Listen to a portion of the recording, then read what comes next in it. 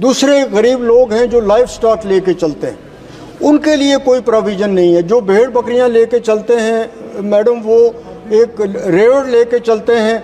लोकसभा में disaster management amendment bill 2024 पर मियां अल्ताफ की चर्चा। इस चर्चा के दौरान मेंबर ऑफ पार्लियामेंट मियां अल्ताफ ने अपने विचार रखे। उन्होंने क्लाइमेट चेंज की वजह से बढ़ते हुए डिजास्टर्स पर चिंता व्यक्त की और कहा कि बेहतर कोऑर्डिनेशन और फंडिंग फ्रेमवर्क्स डिजास्टर रिलीफ के लिए जरूरी हैं। मियां अल्ताफ ने खास तौर पर अफेक्टेड एरियाज में ग्राउंड लेवल इम्प्लीमेंटेशन और स्टेक होल्डर्स के साथ कंसल्टेशन की जरूरत को हाईलाइट किया। उन्होंने ये भी डिमांड किया कि रिसोर्सेज को एफिशिएंटली एलोकेट किया जाए ताकि सभी रीजन्स को इक्वल बेनिफिट हो। बिल पर अगली सेशन में वोटिंग की उम्मीद है। मजीद जानकारी के लिए आप ये रिपोर्ट देखिए।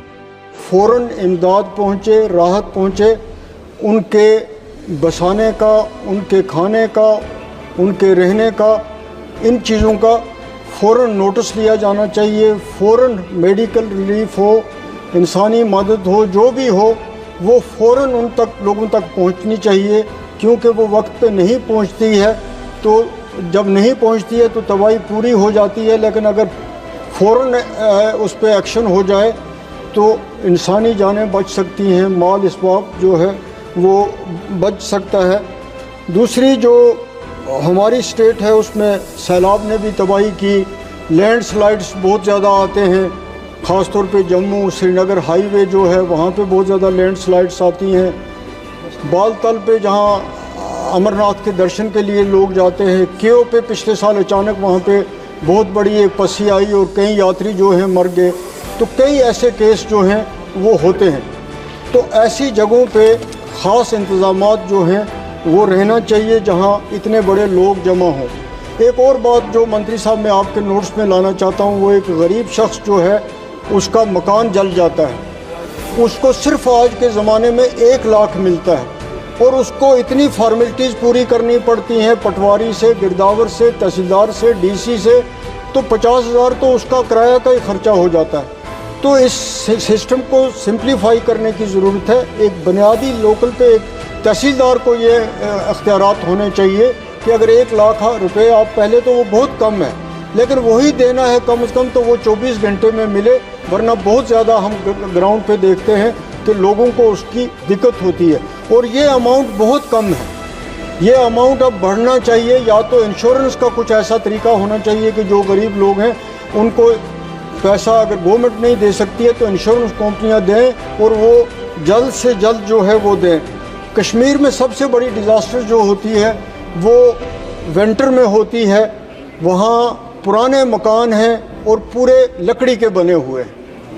कंक्रीट की बिल्डिंग्स आपको वहाँ बड़ी कम मिलेंगी, अब शहरों में मिलेंगी, लेकिन पुराने गांव के गांव जो हैं 200-400 गांव, वो उनकी छत भी लकड़ी की होती है, दूसरा काम भी जो है वो लकड़ी से होता है। और खुदा बचाए जब आग लगती है तो पूरा गांव का गांव जल जाता है। तो वहाँ पे स्टेट गवर्नमेंट को भी चाहिए और सेंटर को भी और डिज़ास्टर जो मैनेजमेंट है उसको भी चाहिए कि ज़्यादा से ज़्यादा वहाँ फायर स्टेशन के दफ्तर हों, ये स्टेशंस हों खोलने के लिए खोलने चाहिए, ताकि जब आग लगती है तो 20-20, 30-30 किलोमीटर पे फायर सर्विस के फायर स्टेशन हैं, तो वो पहुँच नहीं सकते हैं। बस 2 मिनट में ले लूँगा।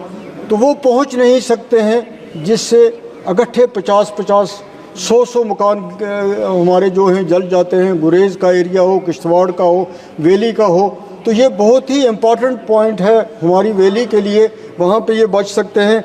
दूसरे गरीब लोग हैं जो लाइफ स्टॉक लेके चलते हैं, उनके लिए कोई प्रोविज़न नहीं है। जो भेड़ बकरियां लेके चलते हैं मैडम, वो एक रेवड़ लेके चलते हैं, 50-60 गाड़ी के नीचे मर गए तो कोई प्रोविज़न है ही नहीं है।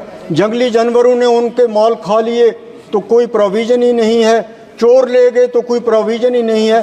तो वो गरीब बेसहारा बेकस आदमी होता है, उसके लिए कोई ना कोई इस डिज़ास्टर के इसमें होना चाहिए पैसा। इस बिल में भी होना चाहिए, आपकी वैसे भी डायरेक्शन होनी चाहिए। उनको कुछ नहीं मिलता उन गरीब लोगों का। कश्मीर में एप्पल इंडस्ट्री जो है, हमारे बागात जो हैं वो उसके लिए कश्मीर मशहूर है, लेकिन वहाँ भी जब हवाएं चलती हैं, ओले पड़ते हैं, तो हज़ारों कनाल ज़मीन पे हमारे बागात जो हैं तबाह हो जाते हैं। वहाँ भी फिर इससे माकूल रिलीफ जो नहीं मिलता है। और मिलता भी है तो धन्यवाद बहुत बड़ी माननीय सदस्य, प्लीज। दफ्तरी तवालत के बाद मुझे लगता है आप मेरी इन बातों की तरफ पूरी तवज्जो देंगे और लोगों को, आपका भी फ़र्ज़ है, हमारा भी फ़र्ज़ है कि हम उनको राहत पहुंचा सकें। बहुत बहुत शुक्रिया। माननीय